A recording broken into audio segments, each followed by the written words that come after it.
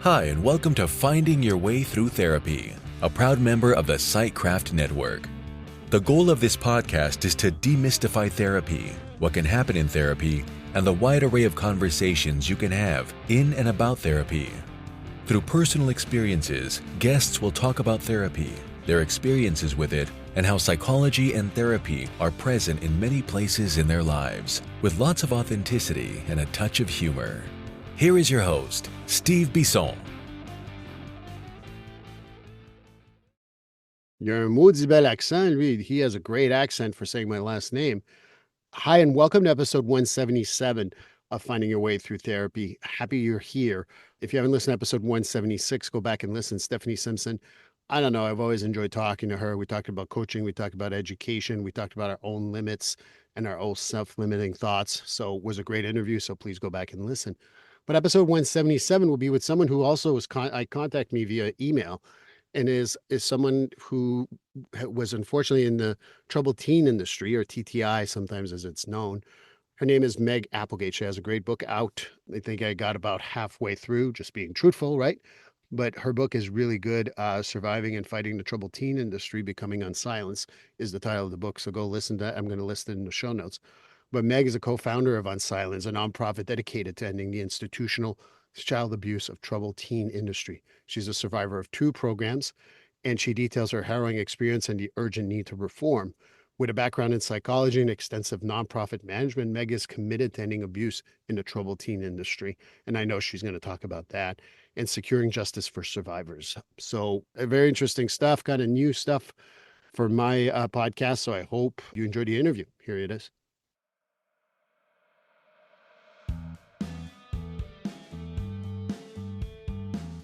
GetFree.ai. Yes, you've heard me talk about it previously in other episodes, but I'm going to talk about it again because GetFree.ai is just a great service. Imagine being able to pay attention to your clients all the time instead of writing notes and making sure that the note's going to sound good and how are you going to write that note and things like that. GetFree.ai liberates you from making sure that you're writing what the client is saying, because it is keeping track of what you're saying and will create, after the end of every session, a progress note. But it goes above and beyond that. Not only does it create a progress note, it also gives you suggestions for goals, gives you even a mental status if you've asked questions around that, as well as being able to write a letter for your client to know what you talked about. So that's the great thing. It saves me time, it saves me a lot of aggravation, and it just speeds up the progress note process so well. And for $99 a month, I know that that's nothing. That's worth my time. That's worth my money.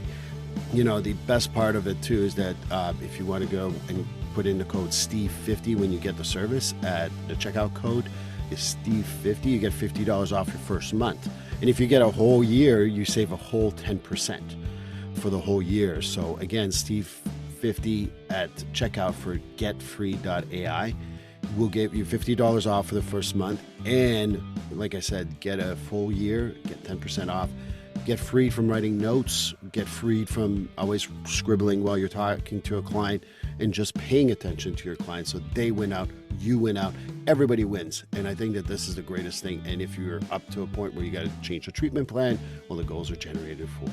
So getfree.ai, code Steve50 to save $50 on your first month. Well, hi everyone, and welcome to episode 177. I get contacted regularly for guests to come on to my podcast, and I always take about a day or two to respond, and sometimes it's not a good fit, sometimes it is. I think I read the one sheet, as they call it, for Meg, and I think I responded within 5 minutes because I want to hear Meg Appelgate's story myself. Meg Appelgate is a CEO of, what's the name of the company? Unsilenced. Unsilenced. When you write terribly, you can't read your own writing. So that's great. Right. But Meg, welcome to Finding Your Way Through Therapy. Thank you. I'm glad to be here. Well, sometimes people think it's all, you say these things just because you say them because you do a podcast or whatever. Truly, it took me 5 minutes, Meg. I'm like, please, I want to meet Meg. So Oh, I that's know. so sweet. So I was really excited, and I get to read, as my audience knows, and as you probably, I told you before the interview, I read about half the book. I didn't finish the book. I never lie to anyone. I try to be as honest as I Good. possibly can in life, and I highly recommend it for the record. I want everyone to read it because we need to address this issue of the troubled teen industry and how it's treated. But it's not my story to tell at all. And I would love for you, Meg, to kind of introduce yourself to my audience. Yeah, well, thank you. My name is Meg Appelgate. I'm the CEO of Unsilenced, and I'm also a survivor of institutional abuse. And I spent about 3.5 years in the troubled teen industry, spread out through two different programs. And I remember the Chrysalis program as one of them. Yes, yes. So first Intermountain Hospital in Boise, Idaho, and then I went to Chrysalis, which was in northern Montana, right next to the Canadian border. Those Canadians, be careful with them. Um, but you know, I know it's going to sound silly. If and like, again, I highly recommend people will go check it out and go read the book. It's going to seem like a silly question, but the constant question in my podcast all the time is the same one: is have you ever been in counseling or in therapy? And of course, I kind of know the answer, but I'd like you to still answer it. Yeah, I can confidently say that I'm not sure I remember a year of my life starting around age 10 where I wasn't in some type of therapy or guise of therapy, I should also say, as since the troubled teen industry was really a guise, in my opinion. But yes, I have been not only in therapy and counseling, but pretty much every type of counseling and therapy that like exists today. So I've tried a lot of different things. Yeah, and you know, when you said that, you know, one of the questions that come to mind is everyone has their favorite modality. I'm trained in cognitive Hmm. behavioral therapy. I do eye movement desensitization and reprocessing. That doesn't mean they're my favorite all the time. Different people that need different things. That's just how I work. In your experience, what was the best modality for treatment for you? I think it differs really when you think about what you're trying to treat, right? I think that if I think about my panic disorder and what I've dealt with in my life and dissociation, I would say biofeedback has been really helpful. If I think about my triggers and my CPTSD, then EMDR has been really helpful. If I think about my autism and how I'm relating to the world and processing in that regard, then ACT therapy has been super helpful. So ACT it's stands kind of for ACT ACT stands stands for. for acceptance commitment therapy. And so it's great for people like me who are really rigid in morals and values because it's really based about doing the right thing based on your values and moral system, and then also just fully accepting who you are because and those thoughts that come along with being who you are. So I think one of the ways that I struggled in CBT as an autistic individual was that it's about rewriting your thoughts and kind of retraining your brain to think in a positive way. But the reality is that we all have negative thoughts, and that's okay. And we need to accept Right. them without judgment. And I think that was a big part of why I love that type of therapy. And I think that you're absolutely right. You know, I don't treat CBT everyone with CBT. I don't treat Right. everyone with EMDR. Right. Obviously, the reason why I talked about, sorry for being a pain about ACT, but we all know the acronyms, but I always Yeah. assume that my audience needs to know what they mean, Well, yeah, I you know? understand. And working with personality disorders, I thought dialectical behavioral therapy was amazing if you do it right, of course. I'm talking about the real model by Marsha Linehan. Yeah. And I'm actually trained and approved by Linehan's people. And I think that that's what is important. I always like that question to ask my guests because I'll tell you the other answer I love because it comes a little bit of what I've learned in my career. It's not about the modality, it's about the connection to your therapist. 100%. And to me, like I could be doing whatever type of therapy, but I don't feel a connection, it's going to suck. Yep. And if you're doing it in the wrong way and you're not respectful of your client, it's going to suck. I think Gabor Mate, I caught this actually this morning. He was talking about a study that when your two people are sitting in a room, therapists, friends, whatever, if they're when they start connecting with their brain waves and their heart waves, Mm. healing tends to take place. Hmm. Not all the time, but it tends to take place. And that's why I tell people like a modality, whenever someone comes in and says, oh, I know you do this or whatever they choose. And I go, let's connect first and then we'll go from there. Right. And Well, and I think you bring up two really interesting things, just even in this short amount of time so far. One is you brought up that not every modality can treat all different individuals. There is no one size fits all for therapy.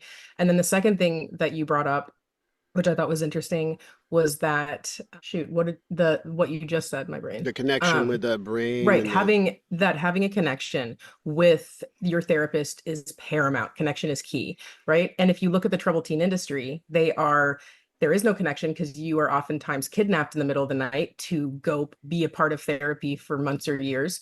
So there really is a mistrust in that relationship with your therapist. And then the second part, it is a one size fits all. They say, hand me your teenager and I'll quote fix them, right? right. And so it's trying to fix all these different things, everything from learning disorders all the way to eating disorders, and with one size fits all. Right. And you just mentioned the troubled teen industry and Right. the one size fits all, and we're gonna fix you. Boy, do I have things to say about that too. Yeah. Because when people ask me about like, can you fix me? And I'm like, I've seen over 10,000 people in my career. I have fixed zero. I am still screwed up. And I can't even fix myself, but I gave a lot of tricks to myself and other people for them to get better and feel better. But I've never Right. fixed a person. How about we define a little bit of what that means about the troubled teen industry? Because if I don't know what that is, I knew what it was. But if someone is listening for the first time, how would we define the troubled teen industry?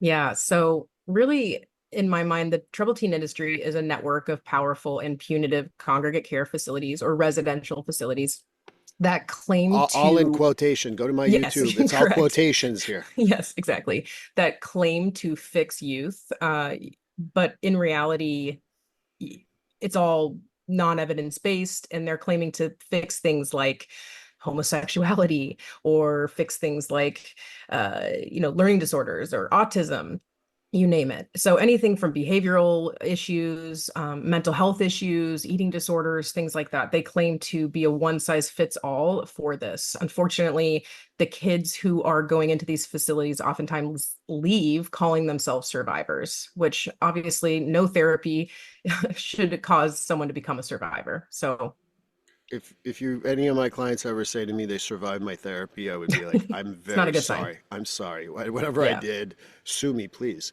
Yeah. I wouldn't want anyone to say that about me. Right. I think that I go back to my generation, and I'm a little older.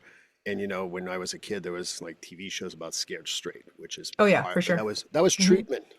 Again, Hmm. quotation marks, treatment. Yes. Yeah, exactly.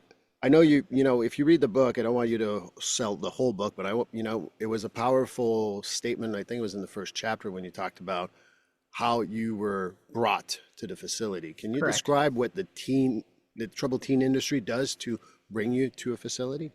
Yeah, so oftentimes they convince caregivers that it is imperative that the child be brought to the facility through measures that are called escort services. If you're a survivor, we call it gooning.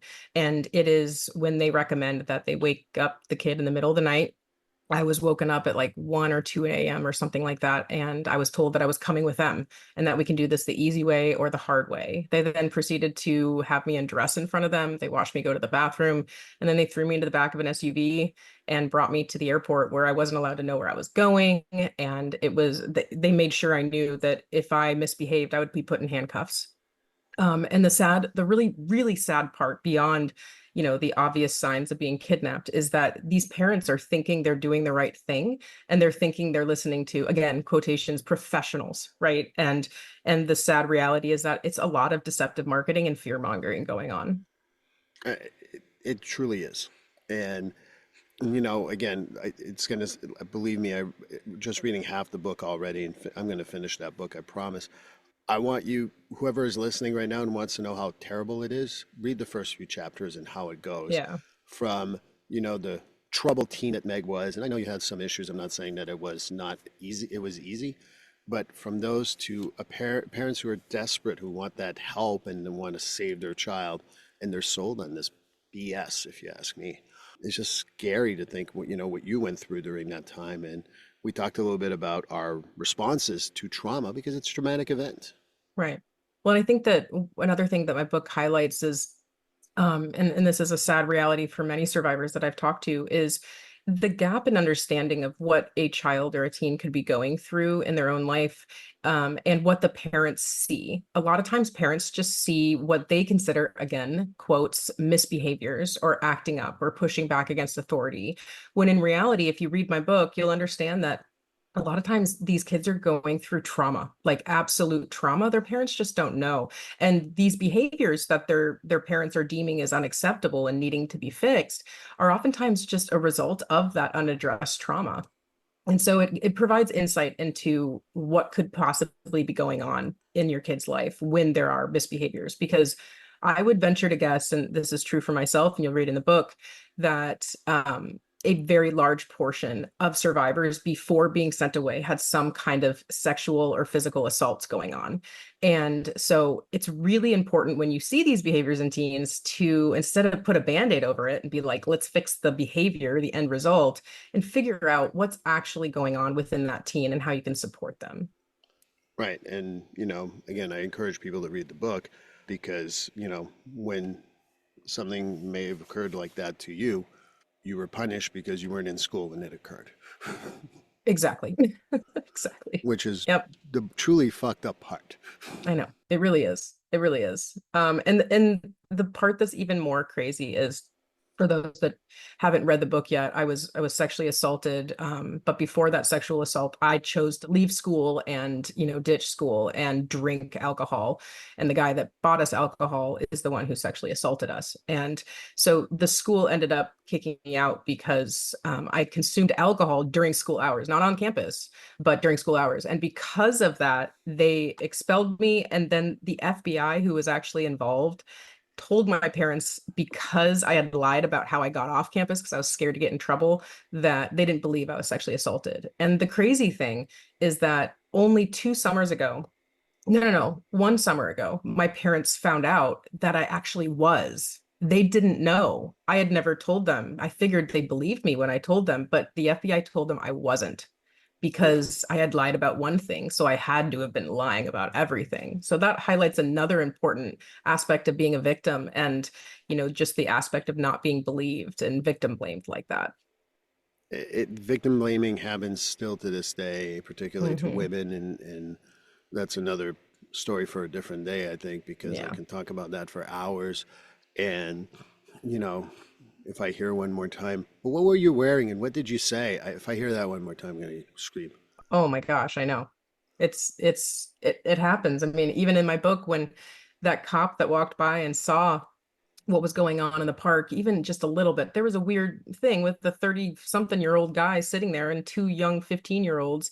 He chose to inquire about why we're not in school versus following the guy that had two girls in a park. And so, like, that shows just how off the system is if they're focusing on that. The system is off on so many levels. And, I work with a lot of first responders. And for the most part, I think first responders want to do the right thing.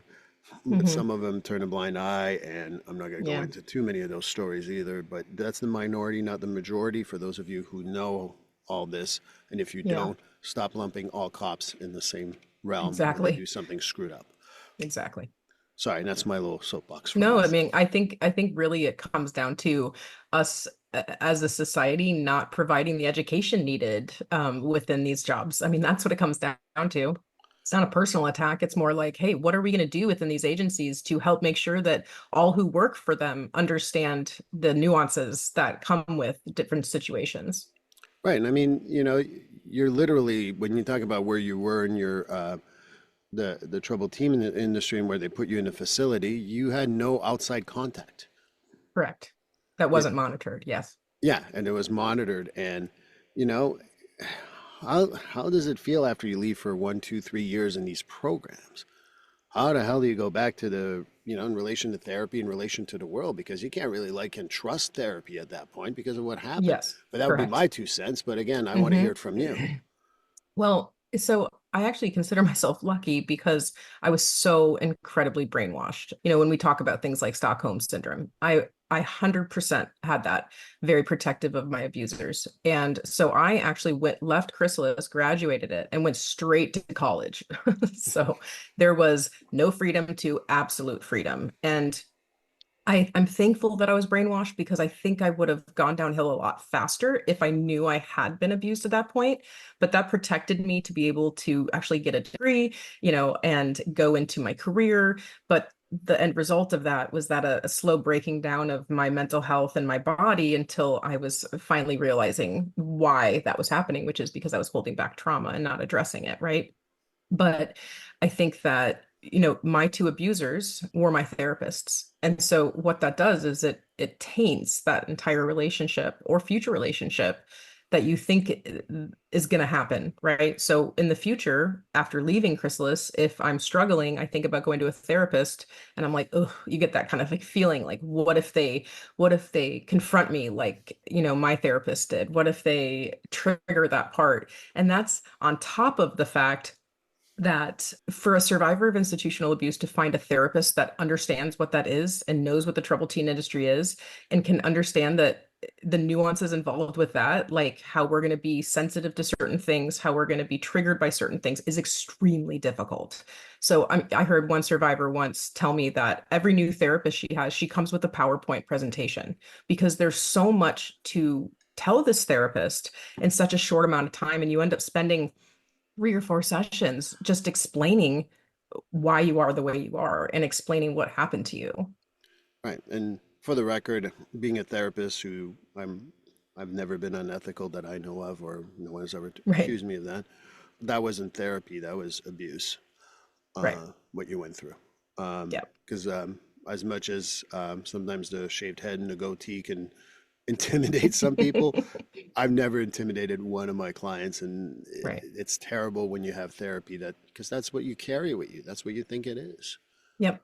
Exactly. But I think it's also important for survivors out there that are potentially listening, that were abused by therapists in or out of the troubled teen industry, that they understand that there is another side to that, right? There is the ethical therapist, and it does exist. And once you're able to find someone you connect with, it's transformational, and it really is worth it trying to go out and therapist shop. There's nothing wrong with that. To Bingo. have a session, be like, not a fit, go to the next one, because when you find someone that can help you, your body and your mind will thank you in the long run, I promise.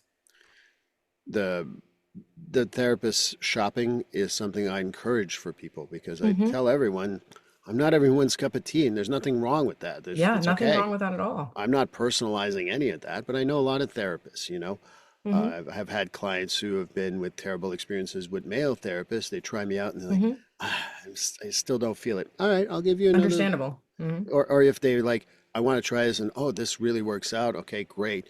But ultimately, it's like a little bit of like a second, like we don't have a problem in the medical world to say I want a second opinion. But in mental health, oh, this is a therapist I got. I'm like, I don't know. I'm kind of an abrasive therapist. I put up with a lot of stuff in my therapy sessions, but Yeah. my clients know that I'll call them on their shit, and sometimes some people don't like that, and that's okay. There's nothing wrong with that, and I'm not a fit Right. for you, right? And Exactly. you mentioned the Stockholm syndrome earlier. I just want to quickly explain to everyone the Stockholm syndrome has to do with when you are a hostage, you start really connecting to the people keeping you hostage. That's Stockholm syndrome. Just want to mention that too. Yeah, it's, you develop compassion towards your abusers and almost a need to protect them, which is, kind of the version of fawn, right? It's, fight, flight, freeze, or fawn are really the trauma responses. And it's kind of a constant state of really freeze and fawn, honestly, when I was in my programs. So, Well, you couldn't fight. nope, wasn't an option. You couldn't fight And because there was consequences. You were put in the, I can't remember. We used to call it the quiet room for, yes, the QR. Yeah, there was a QR, but that wasn't in Chrysalis. That was in the hospital. But yeah, I mean, and if you made a mistake or if you tried to run a Chrysalis, oh, I mean, that's like the scarlet letter. Like if you try to leave Chrysalis, your entire family, as you've built this family, they tell you their family will be gone. You will be excommunicated, which is why I draw those comparisons in my book to, in my opinion, Chrysalis being more akin to a cult. it is. And you will be excommunicated if you make certain mistakes. And that's why I think the fawn response, it's still not quite like recognized in the trauma field. But to Correct. me, fawn is something that people do to protect themselves. And I was Hmm. doing a training not too long ago with a bunch of police officers. And when I explained the fawn response, a lot of them looked like, oh, Yeah. like it almost kind of like I could see the light bulb go off, like, oh, that, like, I've seen Yeah, that. I'm sure they see it a lot. And And one go way ahead. I put it in my book is because it's hard to kind of explain the fawn response. And one thing I found really connects with people is explaining it this way. If there is a poisonous snake that bites you, the normal response would be, okay, I gotta go get some medical attention. I gotta make sure to get some anti-venom, and you're gonna take care of yourself, right? And you're gonna protect yourself from that snake. The fawn response, or the trauma bond, if you will, would be more so trying to find that snake to convince it that you didn't deserve that bite. And you're going to argue with it because you think you're better than that bite. And, like trying to explain that you're actually a good person and you don't deserve a bite, right? So instead of self-care, you're in protection of yourself. You're going to go try to make it up to them, make sure that your relationship is still okay. That's fun, right? That's the way I like to think about it. And literally the poison is still going through your veins. Correct. You are dying because of the poison, but you're more, it's the people pleaser, right? It's kind of that same thing. And people pleasing happens a lot, in people intimidation situations and all that, because that's how you survive those type of Hmm. things. Yep, I know we were it's talking right true. before pre-interview about, domestic violence, and it really Yeah. is akin to domestic violence in many Hmm. ways. Oh, it's extremely so the trauma bond, I mean, that snake scenario is on repeat within a domestic violence situation, and which I have been a part of twice before I found my current husband. And it's incredibly common, And getting out of it is extremely difficult because very difficult. I, I Hmm. I've had this conversation with one of my one of my clients. I'm not going to share the whole story. And they say, well, you do fawn to survive for so long. You think that that's how you survive in life. Correct. And it's Hmm. it's hard to convince you otherwise because it's true. It kept you alive. So, Hmm. when something works for human beings, they repeat it. Correct. And in the case of domestic violence, if they fawn and freeze and nothing happens, sometimes they fight. And during that fight, the abuser then darvos it right back to them and they become the abuser and then they're held accountable for the reactive abuse, right? And so it's a lose-lose situation for everyone. Right. And, you know, I know it's a very common theme now in social media, but it's literally gaslighting too. Oh yeah. I mean, it's intense. It's intense how a abuse victim within that kind of scenario actually thinks that they're the problem. And the amount of gaslighting, and a lot of abusers are very, very good at that, making the victim think that they are actually the issue. So, I mean, that's why going back to fawn is this survival skill for a lot of people. In Hmm. the troubled teen industry, you need to fawn in order to survive because what else are you going to do to survive there? Yep. You And you know freeze, that if you don't, you're going right. to end up a worse program. And they tell you that. Like I have like 10 journals that I'll read through and it'll be like, oh, so and so went to Provo Canyon School because they weren't following the rules at Chrysalis. Like they would tell us all the time, like you're going to go to wilderness program if you don't, blah, blah, blah, blah, blah. So it's a lot of kind of comparing and contrast and making it seem like Chrysalis offered you such freedom and you're in a good place and don't mess up or else you'll end up in the bad places. Again, cult-like. Yes, correct. In my opinion, that's what it was. That's what the cults make you like to make you feel, right? And I think that what a lot of people struggle with, I have a friend of mine who's had a teenager who's had struggles in her life. But then you know about the troubled teen industry. We talked about it here. If you don't know about it, I will talk a lot more, and you can go look it up if you want to. But what are the treatment options when you do have a teen? Because you think you're doing the right thing. They call you, you call them up. They're telling you, we're going to help you. We're going to fix your child. We're going to make sure she's safe or he's safe, and we're going to do that by kidnapping them. They don't use the word kidnap. It's just transportation. Um, Escort. Escort. Sorry. Yes. Yes. Hmm. But what advice do you have for parents who are in these situations where they might have a troubled teen, but they don't want to be going into the troubled teen industry where they want to get some good treatment. Do you have any advice for them?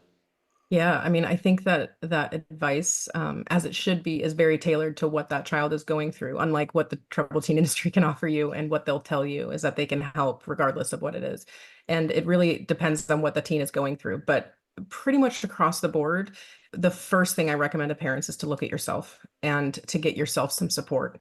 Your child is not going to get through anything unless you are strong and have a support system. And the way that that looks is sometimes getting a therapist and being able to talk about the issues within the parenting structure that's going on. And what I really suggest and what personally has worked for me is getting a parent coach. And the amazing thing about a parent coach is that your child doesn't have to know that you're getting this in the background, right? So all of a sudden your parenting techniques are going to be starting to change and you'll start noticing your kids' behavior starting to change, and they're not having the stigma as labeled as going to therapy. So first, I would say, as long as it's not a health crisis and there's no immediate needs for safety and security, that you try a parent coach. And then when it comes to the kid, and let's say that that's not able to be efficient, there are so many different types of community-based programs and therapies that are so highly effective.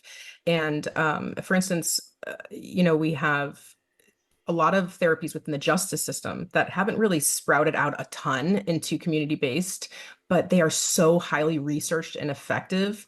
And like family systems therapy, it's extremely effective and Oh, it's yeah, research that's it. backed and it's underutilized. And then also, a lot of kids are lacking peer support. Like, let's say they're bullied or they don't fit in, or perhaps they're in foster care and don't have a parent or someone to look up to, an adult that they can model after, right? In those kind of cases, going to nonprofit organizations like Big Brothers Big Sisters, who we're partnered with, being able to offer them peer support and have that one adult growing up that is helping them through the hard stuff, right? That can make the world of a difference.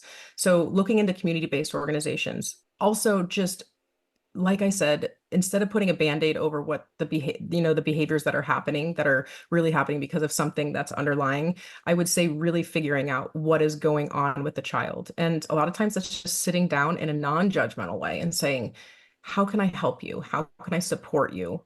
Um, this is going to be controversial that I say this, but I truly believe it, that because we have kids, they start off as toddlers, and our entire world is making sure that they don't die and they don't make bad decisions and they don't go up the stairs because they could fall. And we protect, protect, protect.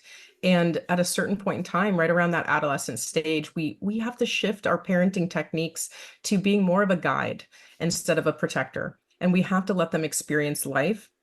And so one of the things that I think is really important is making sure not to parent these kids too much that are struggling, and be more of a support system and a guide to be there. For myself, it's more important that my kids know they can tell me anything without being punished than to be the one trying to control their behaviors, right? And Right. having natural consequences are fine, but not imposing outrageous consequences.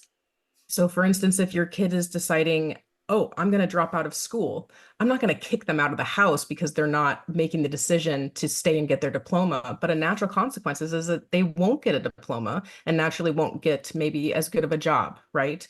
But have those natural consequences and have you be there for when they realize, oh no, mom, I made a mistake. And that's the most important part, because many parents that send their kids, I would say a majority of relationships of the parents that send their kids to these programs no longer have relationships with their kids because of the abuse that the kids went through and the distrust that was created in that relationship with their parents. So the most important thing, if you want to continue the relationship with your kids, is to make sure you listen to them, you support them, and that it's more of a guide and there to support and find different methods of supporting with whatever they want instead of forcing them into things.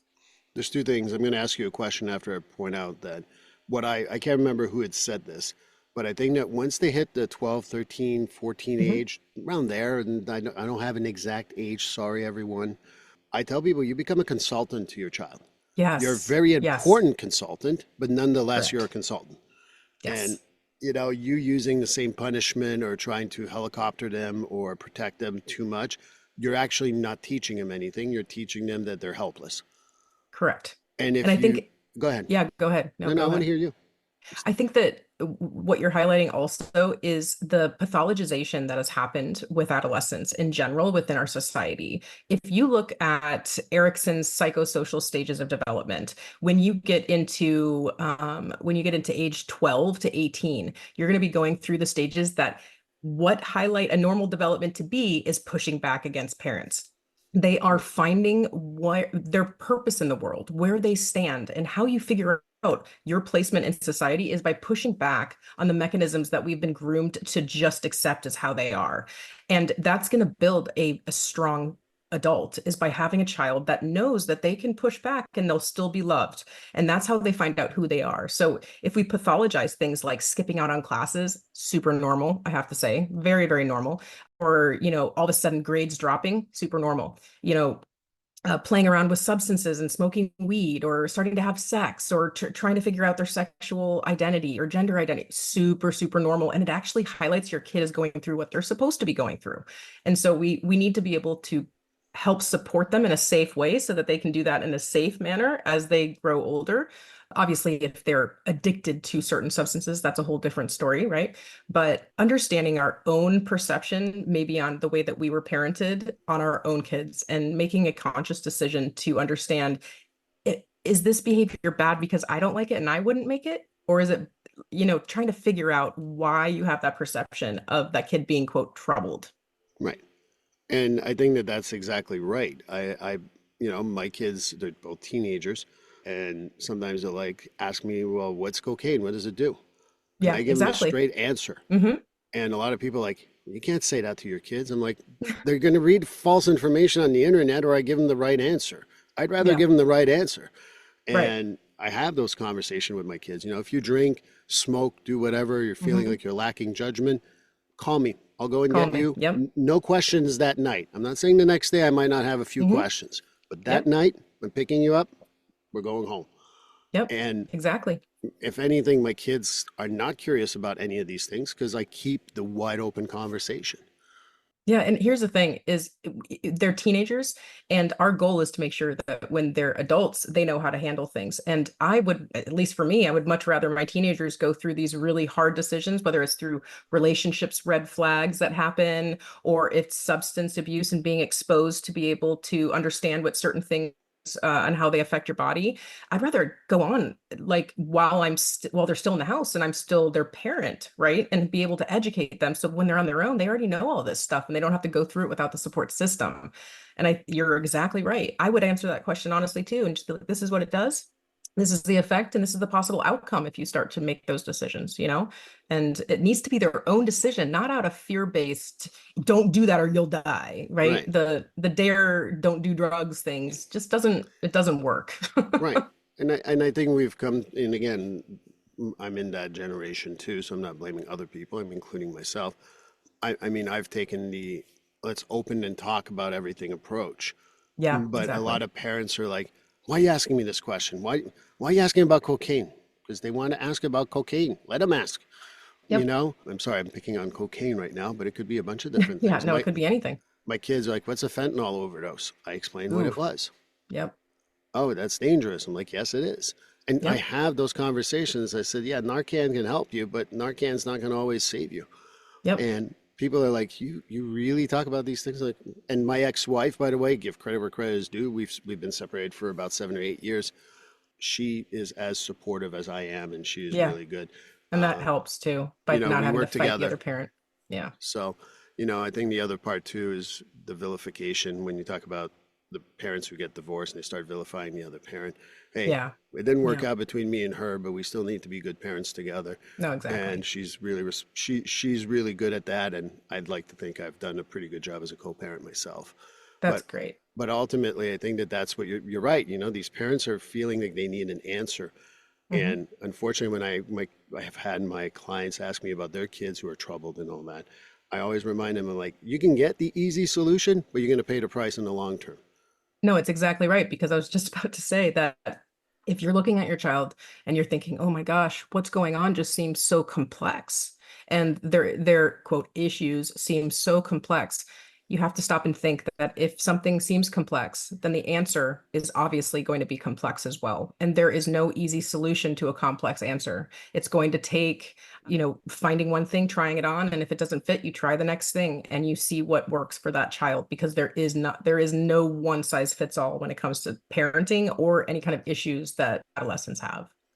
I mean, I know you have kids too, so you Yeah, I've know got four. when my wife gave birth at the time, I looked for the manual attached to placenta, but there wasn't any. So I talk about that in my book. Like the fact they let me go home without a manual. It's like, whoa, what were they thinking? I literally, that's what was my first thought when I got in the car and I was going home with my wife and my first child. I'm like, they let me go. Are they dumb? What Yeah, the now hell's wrong what? with them? I know, exactly.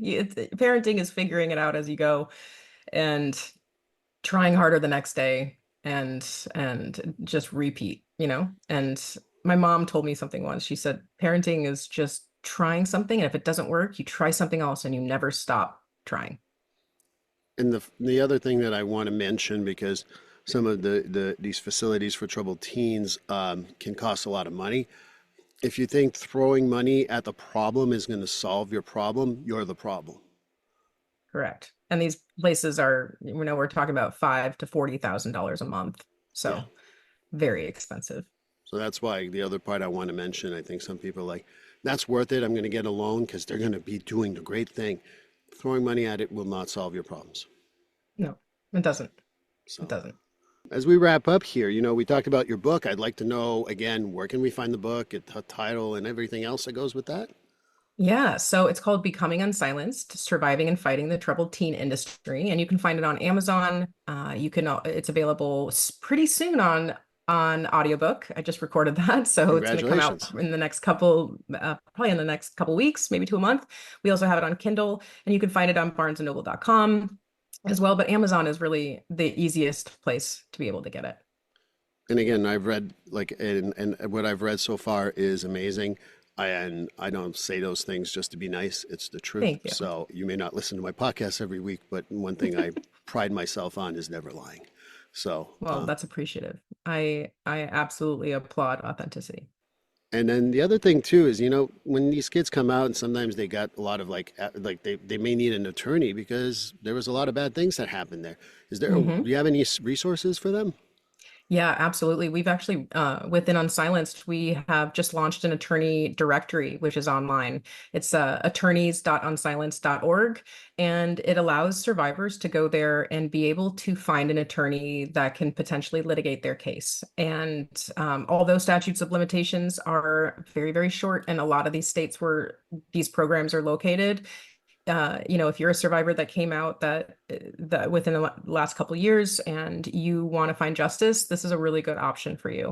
And if you're an attorney, personal injury attorney out there that is specializing in any kind of abuse cases, sexual, physical, or institutional abuse, you can sign up for our directory as well to be featured on that, to be connected to other survivors. Any fees? So there is a free membership for attorneys that is a kind of a smaller membership. And then we also offer sponsorship opportunities as we are a nonprofit and rely on our generous donors. Well, don't be afraid to ask for those sponsorships. That's why I threw that out. Absolutely. So Absolutely. I'm going to link that all in the show notes so they can go and check it out. Awesome.